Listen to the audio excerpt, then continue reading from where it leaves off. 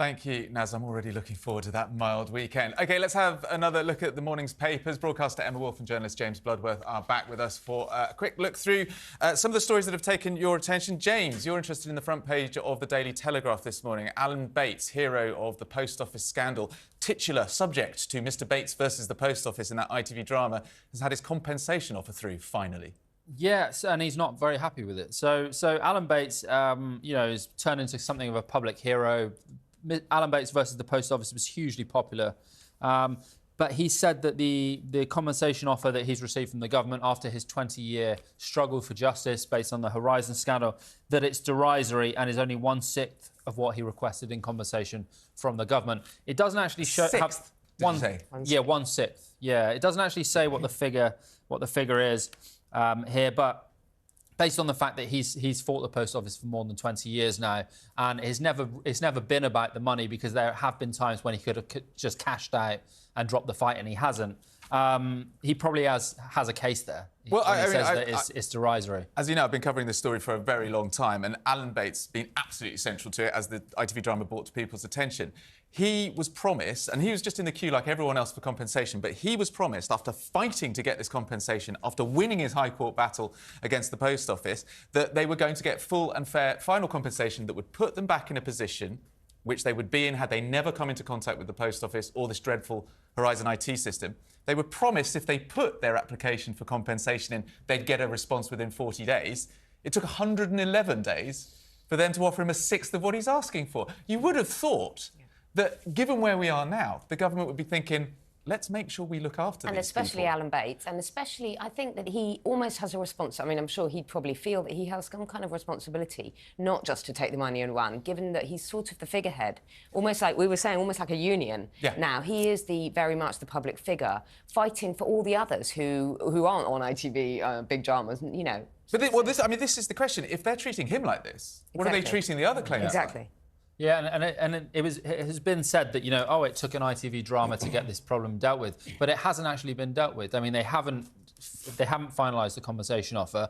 Many of the people who work for the Post Office, I mean, it's not just Paula Venables. I mean, there are a whole host of people who worked at the top of the Post Office who've gone on to get plum jobs elsewhere, received, large pay packages, gone to sit on boards of huge companies, and there have been no repercussions for the way they behaved either, and these people are still fighting for their compensation. And there's no financial compensation for the things that people lost, is there? The lives that were wasted, the years, well, the businesses, the fact that thinking that their sons and daughters were criminals. Yeah, and the fact, the kind of the mental toll that it's taken on people, the lives that they've, the marriages that have fallen apart, the homes that have been lost, and the businesses, self-esteem, all of that people have gone through.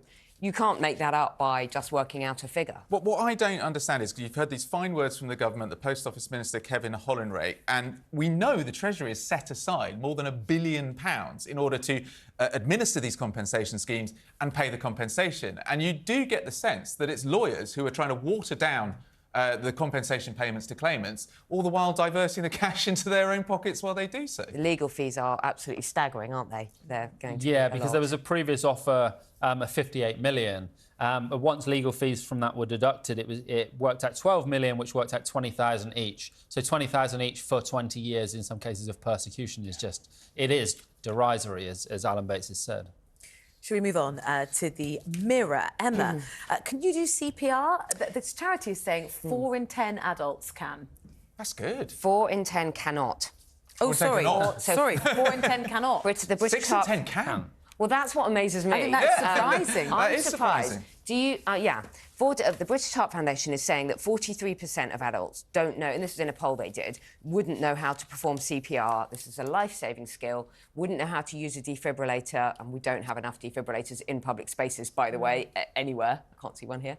But I'm amazed that 6 in 10 adults think they could perform CPR. I bet Rosie knows how to do CPR. Well, I've had training on how to do it. How long ago? You're right in theory, aren't you? A long time. I would not have confidence at all. In actually saving someone's life with it. Well, exactly. I know. I mean, a defibrillator is a bit of a fiddly thing, because I've had a bit of training as well. I think twice I've done it. And you think, well, this is complicated enough in a non-emergency scenario. Imagine when you're sort of flapping. When you're flapping. Apparently, the good news is that 12 to 26-year-olds seem more likely to be able to do it than older generations. But I just think when we talk about Responsible this youth before, of today.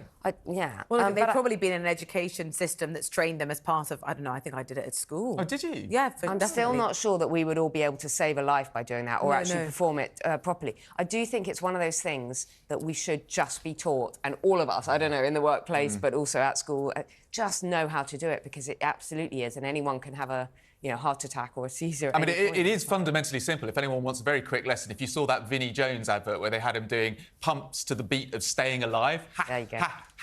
Staying Alive. That is how it works. It went in my Medical head. expert here as well. Should we move on? The Mail. There's been a 93% rise in drivers using their phone whilst driving. I mean, what is going on? Yeah, I mean, the number of motorists caught behind the wheel using mobile phones has almost doubled, which, I mean, the first thing that struck me is increasingly hard to get off our phones, even when we're doing something when we very much shouldn't be on our phones. I also think that perhaps people don't realise, there was something in the story, people don't realise that it's not just on a call or something or texting. Yeah. It's like even using the map on your phone, the sat nav on your phone, you can still be caught and fined for doing that. Yeah, I mean, I think people think that phones are so much part of their lives that it's fine. It's just fine to do it. Yeah, and there's no kind of moral impunction not to. But also the not to fact that, focus on as the you phone. say, glancing at your screen, staring at a screen, maybe looking at a map, moving it around while you're driving. As a cyclist, I'm sorry to say that on TalkTV, but as a cyclist, Jeremy's not here. Jeremy shouts at me every week for being a cyclist. I admitted to nothing cycling wrong. once. There is no shame in being a cyclist. Terrifying. It is terrifying. I have been cycling along beside like big lorries. You glance, or a van. Big vehicles. You glance over and someone will literally be texting, I don't know, scrolling, doing something, not necessarily taking a call. And they're not even looking at the road. So it's extremely dangerous. Yeah, you are in control of a potentially lethal weapon in a vehicle. I also see cyclists cycling along, texting, which is just stupid and crazy. while they're cycling, they're looking be some at their self-inflicted. Well, and damage if you do truthfully, that. pedestrians walking along, not looking where they're going, not on looking their where phone they're as going. well. But they're not going to kill anyone. No, they're not, but they could cause an accident walking into the road. Of course. But you say they've been caught. I don't think anyone is catching these drivers. I don't think anyone. I don't think the police are stopping them ever. I do feel like you see it a lot more now when you're kind of walking down the street. You just see people in the car on their phones. It's shameless. It is Yeah. absolutely. I saw someone the other day applying their lip gloss, not with their mirror, but using their phone as a reflection whilst in the driving seat. You just think, oh my gosh. The incursions are endless. Emma, you've got a story in the Mail about universal childcare. Yeah, it's actually... Oh, yeah. It's also in the Times. It's an interesting one. It's a sort of survey. It's from Civitas, the right-wing think tank.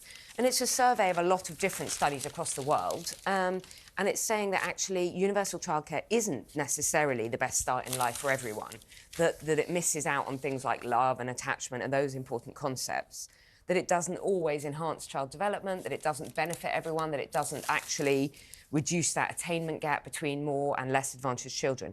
Interestingly, this survey does say that it helps more disadvantaged children who obviously, benefit from being around other children, benefit from being in a formal setting. So I think in the most disadvantaged cases. But it sort of pushes back on the fact that actually the best place for children to be from the age of sort of 2 to 4 before they start formal schooling is actually in childcare. And Civitas is saying it's not necessarily the best place. It's an interesting report, Emma. We'll have to leave it there. They're going to come back in an hour's time and talk about sick days, which is definitely something that gets people going. James and Emma, we'll see you in a little bit.